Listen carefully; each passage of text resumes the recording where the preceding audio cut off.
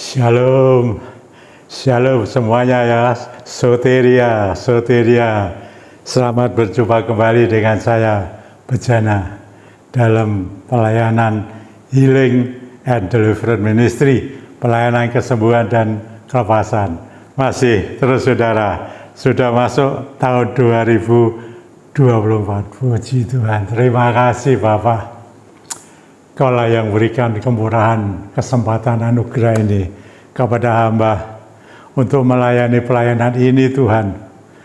Saudara-saudara, waktu berjalan terus ya, kita tetap dalam pelayanan saya lewat YouTube ya. Roh Kudus menembus batas sampai kemana-mana. Puji Tuhan saudara-saudara. Pada pagi ini, Rabu ini saudara, saya mau menyampaikan firman Tuhan untuk mengelandasi pelayanan DDM ini saudara. Ya, tema saya tetap dalam bingkai besar firman, doa dan pengurapan, tapi ada subtema saudara, yaitu temanya adalah taat. Taat di tengah krisis mendatangkan berkat. Taat di tengah krisis mendatangkan berkat. Haleluya. Dan kita lihat saudara-saudara, saya ingin mengajak saudara dan saya sendiri terus untuk belajar peka ya. Peka, dengar-dengaran ya akan suara Tuhan, suara Roh Kudus kepada saudara dan saya. Sungguh saudara, hari-hari ini tidak mudah, terus sampai kedatangannya Dia yang kedua kali. Saudara, tetapi saya dan saudara punya Tuhan yang hidup. Tuhan yang penuh belas kasih. Tuhan Yesus Kristus. Ya. Mari kita lihat saudara. Ya. Firman yang mau saya sampaikan ya, dengan tema taat di tengah krisis mendatangkan berkat. Ada contoh, kita panutannya ya firman saudara. Tapi hati-hati saudara-saudara, ya, jangan sampai firman yang Tuhan sampaikan, perintah Tuhan ini dipakai untuk keuntungan-keuntungan pribadi. Ya, baik yang menyampaikan maupun yang mendengar. Tapi betul-betul menyimak, betul-betul merenungkan, menyelidiki. Dan yang penting itu saudara, kalau kita bisa terus peka saudara, itu perlu pembelajaran terus. Kalau saya belajar peka itu dengan berdoa secara dialog saudara ya. Tidak monolog. Monolog bukannya salah saudara, tapi saya berbicara-cakap ya. Bukan hanya searah tapi dua arah saudara. Antara saya dengan Tuhan dan Tuhan dengan saya. Puji Tuhan saudara. Saya mau baca saudara ya. Saudara buka dalam 1 Raja-Raja. 1 Raja-Raja pasal 17. Ya. Kita membaca sebetulnya baik semua ya. Pasal 7 sampai 16 saudara. Tapi saya mau menyampaikan nih tidak semua saudara ya, tapi saya mau memilah satu demi satu ya, kalau bisa sampai 1 Raja-Raja pasal 17 ayat 7 sampai 16. Demikian saudara-saudara. Ya, judulnya ya di dalam Alkitab ini ya, Elia dan janda di Sarfat. Sudah sering mendengar kan? Saudara sering banyak tahu, tapi coba kita lihat saudara. Mulai ya. Tetapi sesudah beberapa waktu sungai itu menjadi kering sebab hujan tiada turun di negeri. Ini ada krisis saudara. Kalau saudara membaca sebelumnya ya di ayat 1 saudara ya. Ya ini Tuhan ya sudah menyampaikan kepada Nabi Elia. Ya ini tadi ayat 7 kan demikian. Benar-benar krisis ini mencapai puncaknya ya setelah tidak ada hujan ya, sungai yang Tuhan perintahkan di mana Elia itu bertempat tinggal, yaitu di sungai Kerit, saudara. Itu menjadi kering. Sebab hujan tiada turun di negeri itu. Ayat 8 seterusnya ya. Maka datanglah firman Tuhan kepada Elia. Firman Tuhan. Firman Tuhan. Perkataan Tuhan, perintah Tuhan itu firman. Berbentuk apa saja. Saya sudah sering saya sampaikan. Banyak ya. Ada nubuat, ada mimpi, penglihatan, ya, pernyataan, segala macam-macam, saudara. Ini loh firman Tuhan kepada Nabi Elia, bersiaplah pergi ke Sarfat, ya, yang termasuk wilayah Sidon, dan diamlah di sana. Ya, ini perintah Tuhan kepada Nabi Elia ketika dia menghadapi krisis. Ini krisis pangan, saudara. Ekonomi. Ya, ini juga masuk loh, dan nanti dia ini terus berjalan terus. Krisis demi krisis, saudara. Bencana demi bencana, peperangan demi peperangan. Ya, tapi saudara dan saya punya Tuhan yang hidup, Tuhan Yesus Kristus. Ya, Tuhan perintahkan Nabi Elia berdiam di wilayah Sidon itu, di Sarfat, saudara. Ketahuilah, ini Tuhan ngomong sama Nabi, aku Tuhan telah memerintahkan seorang janda untuk memberi engkau makan. Luar biasa. Saudara, untuk di Sarfat, Tuhan sudah memerintahkan. Jadi janda ini sudah diperintahkan. Ada perintah Tuhan pada janda ini. Jadi sudah ingat baik-baik ya. Ya, ada perintah Tuhan, ada firman Tuhan kepada janda di Sarfat ini, saudara. Sudah lihat, sesudah itu ia bersiap lalu pergi ke Sarfat. Setelah ia sampai ke pintu gerbang itu, tampaklah seorang janda sedang mengumpulkan kayu api. Nah, ini jandanya, saudara. Ia berseru kepada perempuan itu, katanya, cobalah, Elia ketemu dengan janda di Sarfat. Cobalah ambil bagiku sedikit air dalam kendi supaya aku minum. Nah, ini permintaannya Elia. Air, ya, di situ ada sumur juga, ya. Jadi nggak ada masalah ini. Lalu ayat 11, ketika perempuan terberi mengambilnya, ia berseru lagi. Setelah diberi air minum, ya haus kan perjalanan itu, sehingga dia dahaga. Lalu setelah perempuan itu pergi mengambilnya, Elia, Nabi berseru lagi. Ya, apa? Cobalah ambil juga bagiku sepotong roti. Minta roti, sudah lapar. Butuh roti. Kepada janda ini, ya. Coba saudara, selanjutnya gimana ini? Perempuan itu menjawab, demi Tuhan Allahmu yang hidup, sesungguhnya tidak ada roti padaku sedikit pun kecuali segenggam tepung dalam tempayan dan sedikit minyak dalam buli-buli. Ya, ini terus begini ya. Dan sekarang aku sedang mengumpulkan 2-3 potong kayu api. Kemudian aku mau pulang dan mengolahnya bagiku dan bagi anakku. Dia punya anak satu, saudara, janda ini. Dan setelah kami memakannya, maka kami akan mati. Sangat krisis dan sangat miskin janda ini. Hanya segenggam tepung dan sedikit minyak dalam buli-buli. Kalau itu dibuat roti itu, ya, roti itu untuk anaknya. Lalu setelah itu sudah disamakan mati, saudara. Tapi ini Elia ini heran, minta makan kepada janda yang sangat miskin ini. Sangat miskin ini, saudara-saudara. Perhatikan baik-baik ya. Lalu ayat 13, tetapi Elia berkata kepadanya, ingat nih, lihat, janganlah takut.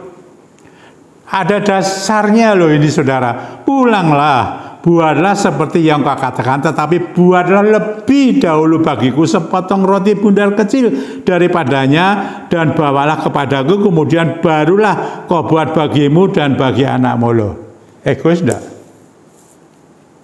Egois enggak ini? Saudara-saudara, hati-hati ya, saudara-saudara. Jangan menggunakan ayat ini untuk coba-coba atau gambling. Baik dari pihak janda Sarfat atau Nabi Elia. Dan kalau sekarang jemaat dan hamba Tuhan pendeta, jangan sampai mendustai. Ya, jangan sampai di sini ada dusta di antara, khususnya mengenai ini, saudara. Tapi saudara lihat dari awal, kedua-duanya sebenarnya sudah diperintahkan Tuhan Kok berani-beranian loh ya Nabi Elia ini. Tidak punya kasihan dia. Tapi ini perintah Tuhan, saudara-saudara. Ya, bahwa Nabi Elia akan diberi makan oleh janda Sarfat. Terus saudara-saudara, itu tadi permintaannya ya. Sebab beginilah firman Tuhan. Loh, dia menyampaikan firman Tuhan lagi. Allah Israel, tepung dalam tempayan itu tidak akan habis. Dengarkan baik-baik. Dan minyak dalam buli-buli itu pun tidak akan berkurang sampai pada waktu Tuhan memberi hujan ke atas muka bumi. Ini firman Tuhan. Kalau janda Sarfat itu sudah diperintah Tuhan, ya. Jadi saudara harus mengerti, tidak untuk gambling, tidak untuk berani-beranian, untuk coba-coba. Ya, ini dipakai oleh siapa saja untuk membohongi tanpa perintah Tuhan. Tapi ini Nabi Elia diperintah Tuhan dan mengatakan apa tadi? Bahwa tepung dalam tempayan itu tidak akan habis. Satu. Dan minyak dalam buli-buli itu pun tidak akan berkurang sampai pada waktu Tuhan memberi hujan ke atas muka bumi.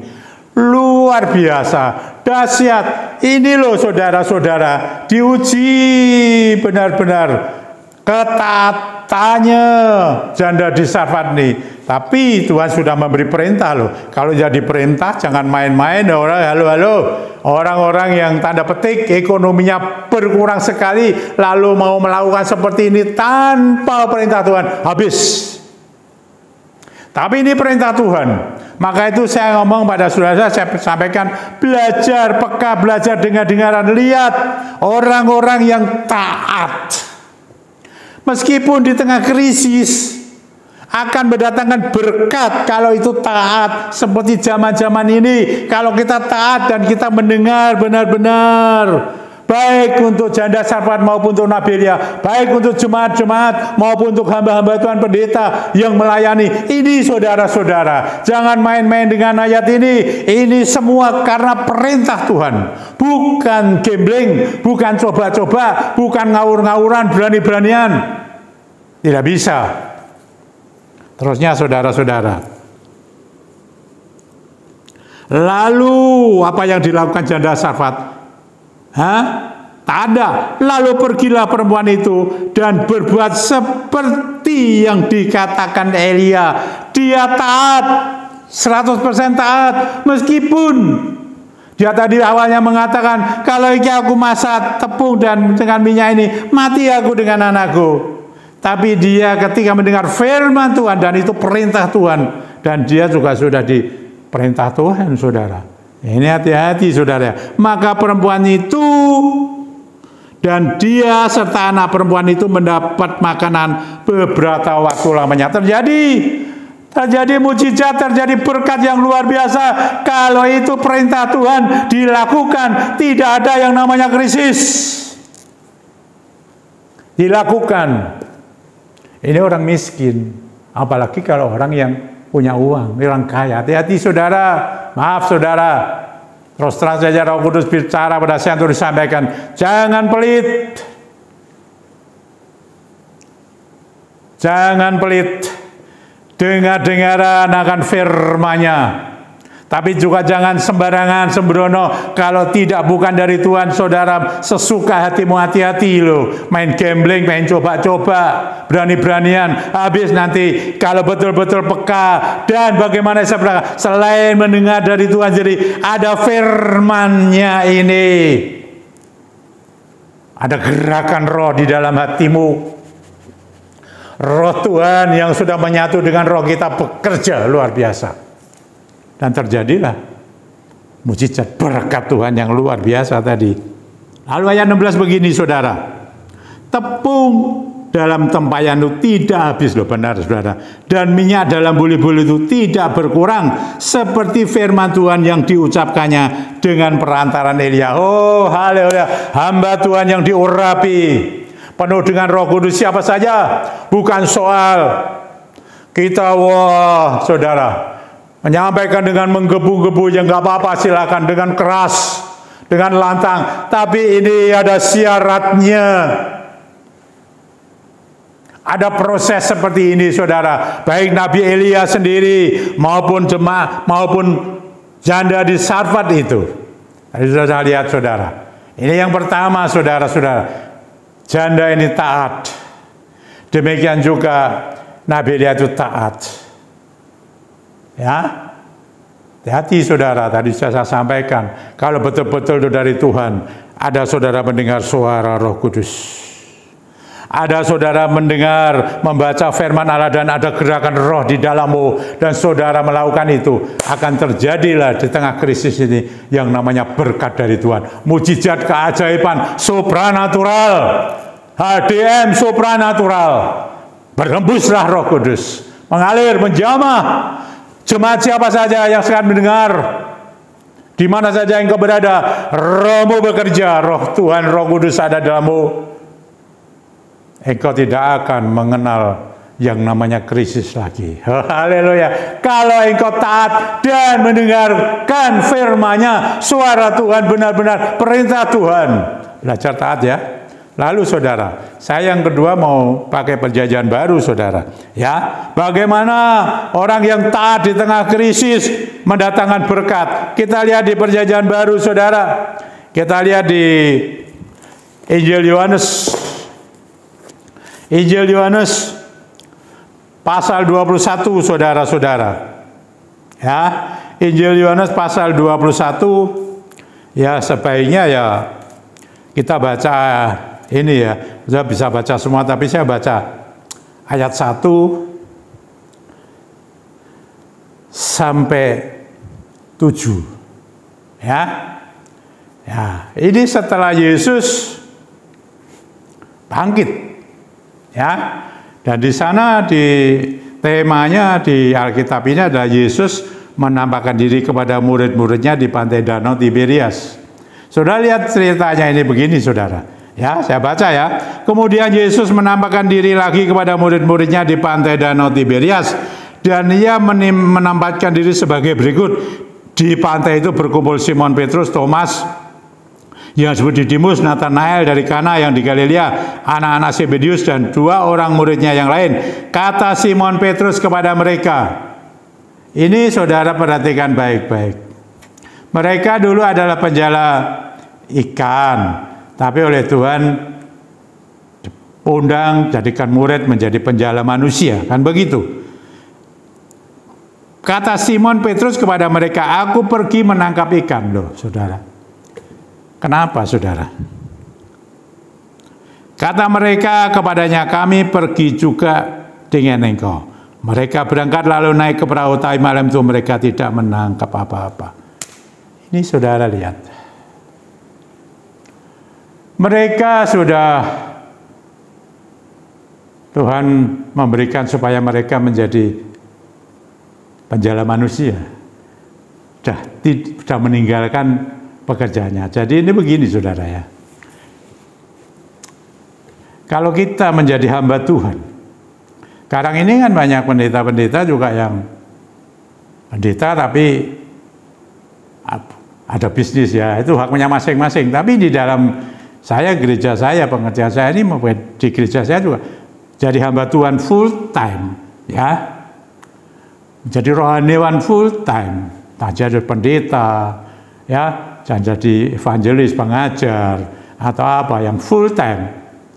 Itu sudah tidak boleh bekerja sekular lagi, dunia lagi, saudara.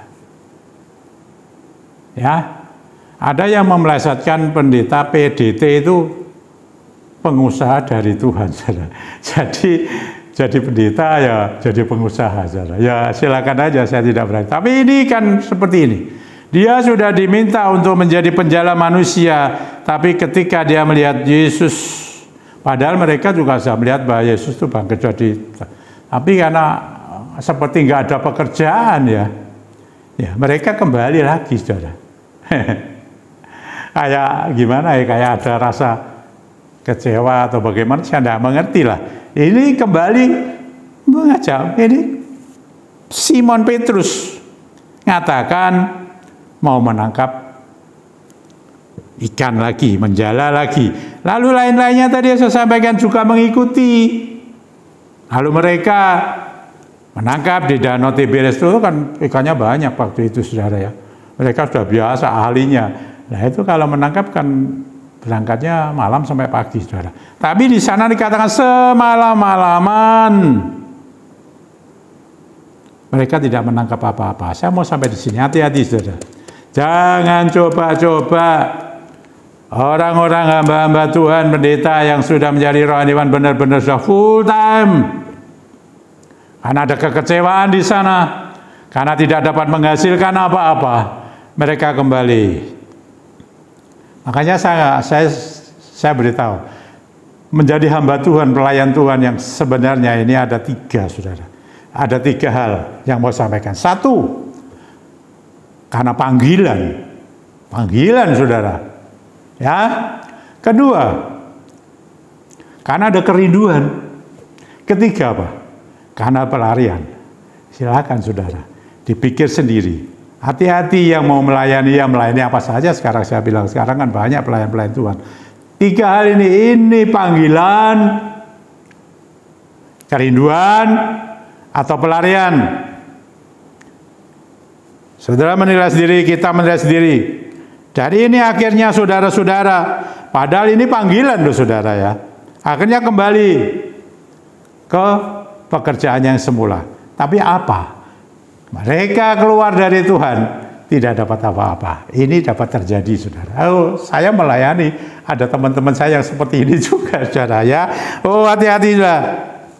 Ya, tidak mendapat apa-apa sampai ketika itu pada hari mulai siang. Ya udah siang, udah nggak ada ikan, saudara. Nggak bisa. Yesus berdiri di pantai. Tuh. Ya, akan tapi murid-murid tidak tahu bahwa itu adalah Yesus. Tidak tahu bahwa itu adalah Yesus. Ini jelas ya tulisannya ya. Tidak tahu. Lalu di ayat 5 kan begini, kata Yesus kepada mereka, "Hei anak-anak, adakah kamu mempunyai lauk pauk?" Itu pertanyaan Yesus kepada murid-muridnya. Jawab mereka, "Tidak ada." No, ya, tidak dapat apa-apa di luar Yesus. Hati-hati saudara dan saya di tengah-tengah krisis seperti ini. Banyak dengar-dengaran, ada gerakan roh, benar-benar menyatu dalam diri kita, Roh Kudus dengan roh kita, supaya kita tidak salah mengambil keputusan. Kata Yesus kepada mereka, "Hei anak-anak, adakah kamu mempunyai lauk pauk?" Jawab mereka, "Tidak ada." Lalu ayat 6, maka kata Yesus kepada mereka, "Tebarkanlah jalamu di sebelah kanan perahu, maka akan kamu peroleh." Loh, tidak masuk akal. Yesus tidak masuk akal. Mustahil Tuhan, mustahil. Kira-kira begitu, saudara. Ya, apa murid-murid seperti itu, saudara. Menangkap ikan, ya malam hari. Tidak mungkin mereka siang-siang bisa ditangkap dengan jala. Memang tidak bisa, saudara. Itu tidak mungkin. Tetapi, saudara, apa yang mereka lakukan? Lalu loh, mereka menebarkannya loh, heran loh, kok tidak ada tanya jawab loh, Tuhan tidak bisa, saya sudah tidak ada loh ini loh ya, lain ada dengan ayat yang lain ada itu, ya ketika Tuhan Yesus minta menebarkan jalannya kan, murid-murid mengatakan sudah semalam-malaman kami menebar, tidak mendapatkan, tapi ketika Tuhan memerintahkan tebarkan jalamu, dapat ikan, dan ini lihat saudara, ini loh, ya perintah Tuhan loh, tebarkanlah jalamu di sebelah kanan, maka kamu akan peroleh. Kanan ya kan, saudara. Maka lalu mereka menebarkannya dan mereka tidak dapat menariknya lagi karena banyaknya ikan. Oh, haleluya, luar biasa, luar biasa. Oh, impossible jadi possible, yang tidak mungkin jadi mungkin. Itu karena Tuhan Yesus Kristus dan Roh-Nya yang kudus sekarang yang bekerja. Di tengah krisis ada taat yang katanya tidak mungkin, mustahil. Ketika kita taat ya, yang tidak, ada pelajaran banyak ya, luar biasa. Lalu apa saudara-saudara? Dan apa yang terjadi? mereka mendapatkan ikan dapat perintah Tuhan loh, masuk jaring itu loh, siang mau malam mau pagi, kalau Tuhan yang merintahkan ya jadi, saudara. Ingat baik-baik.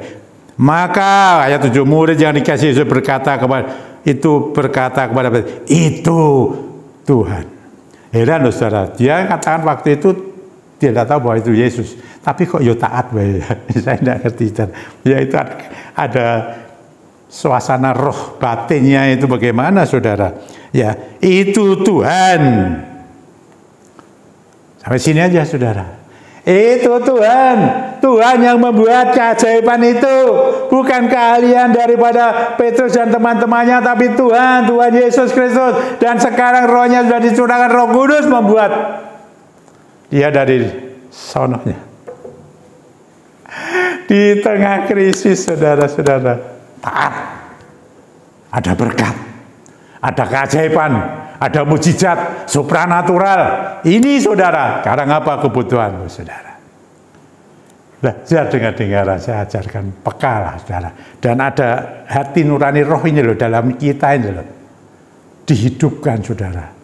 Mau yang miskin maupun yang kaya maupun yang gimana, saudara, kalau melakukan ini loh, ketaatan, taat itu loh, di tengah krisis sekalipun mendatangkan berkat. Kalau kita itu peka, dengar-dengaran dan percaya kepada firman Allah, di dalam diri kita ada gerakan. Ini bukan soal gambling, berani-beranian, coba-coba loh, saya beritahu. Tadi sudah saya sampaikan, ya, benar ya. Mari, saudara, ya, saya memakai sarana, pakai minyak, saudara. Saya sudah mengurapi loh di rumah, mesti saya mengurapi dulu, saya persiapan dulu, saudara, supaya Roh Kudus bekerja. Hembuskan rohmu ini. Nah, saudara, ada minyak. Kalau minyakmu sekarang ini sudah punya minyak belum dikuduskan, saya mau kuduskan ya dari tempat ini, biar Roh Kudus berhembus atas minyakmu. Dalam nama Tuhan Yesus Kristus, minyak-minyak yang belum dikuduskan itu Tuhan, sekarang kau kuduskan, hembuskan rohmu, roh Tuhan sendiri, dan kuduskan minyak itu supaya menjadi kudus, dan Roh Kudus yang akan bekerja mendatangkan kebaikan. Haleluya, saudara. Butuhan apa? Banyak masalah, saudara. Hari-hari ini penuh dengan krisis, ya. Tapi yang taat akan mendatangkan berkat. Baik engkau yang sekarang dalam kehidupan keluarga, rumah tangga, baik engkau yang di dalam kesehatan, ada sakit penyakit, baik engkau yang di dalam bisnis ekonomi, apa saja dan lain sebagainya, menjual aset dan lain sebagainya. Saudara, mari belajar taat. A ya A, B ya B, kanan ya kanan tadi, ya. Menunggu perintah Tuhan, ya, dengar-dengaran, ada firman Tuhan, dalam roh ini kita digerakkan oleh firman Tuhan yang kita baca, kita dengar, lakukan, saudara-saudara. Jangan sampai saudara ngayal, nunda, atau itu dibuat gambling loh, coba-coba loh, bener-bener loh ya, saya beritahu, maupun yang jemaat maupun yang hamba Tuhan, jangan sampai begitu. Mari, silakan. Oh, haleluya, Bapa yang di surga, hembuskan rohmu Tuhan. Ada keluarga-keluarga rumah tangga sekarang tidak harmonis. Biar mereka belajar taat Tuhan. Ketaatmu akan mendatangkan berkat, keajaiban. Meskipun ada krisis di tengah-tengah keluarga rumah tangganya, hembuskan rohmu Tuhan. Dalam nama Tuhan Yesus Kristus, bukakan Tuhan hati mereka, kedua telinga, mendengar, mengerti firman-Mu, dan taat. Dalam nama Tuhan Yesus Kristus, hembuskan itu. Dan mereka boleh mendapatkan berkat daripada Tuhan, keajaiban daripada Tuhan, ada supranatural dalam kehidupan rumah tangga keluarganya. Haleluya, puji Tuhan. Kalau mereka sakit, Tuhan, di mana saja, oh sakit apapun, kalau mereka taat kepadamu Tuhan. Apakah ada janji-janji? Adakah kesalahan-kesalahan? Tuhan, ajarkan mereka taat dengan dengaran akan firman-Mu. Dan di dalam hatinya bergerak, berhembuslah Roh Kudus. Biar Tuhan segala penyakitnya ketika mereka taat kepadamu, penyakitnya diangkat, penyakit apapun itu, baik dari kuasa jahat maupun dari perkara medis dunia ini, lepas semua dalam nama Tuhan Yesus Kristus. Boleh engkau bangun, sembuh dalam nama Tuhan Yesus Kristus. Kuasa besar Tuhan, tidak peduli penyakit apapun. Engkau berdaulat berkuasa. Terima kasih Tuhan. Ekonomi keuanganmu sekarang bagaimana? Mengalami kesulitankah? Penjualanmu, asetmu bagaimana? Bagaimana aset yang belum terjual dan lain sebagainya itu? Engkau harus taat. Harus taat, perhatikan baik-baik apa yang sudah kau katakan dan apa yang engkau sudah dengar. Engkau gerakan, ada gerakan roh. Dalam nama Tuhan Yesus Kristus, berkat Tuhan turun di tengah krisis ekonomi. Ketika engkau taat, Kau akan mendatangkan berkat, keajaiban luar biasa. Pekerjaanmu diberkati, aset-asetmu terjual dalam nama Tuhan Yesus. Berembuslah Roh Kudus, melawat menjamah setiap yang mendengar, mengikuti dan melakukan apa yang menjadi perintahmu, firmanmu. Haleluya Tuhan, terima kasih Tuhan. Puji Tuhan, ajarkan terus Tuhan ketaatan bagi kami. Dalam masalah apapun juga Tuhan, ketika kami taat kepadamu, berkat-Mu itu turun Tuhan, berbentuk apa saja. Ada keutuhan, ada keharmonisan, ada kesembuhan dipulihkan, ada ekonomi.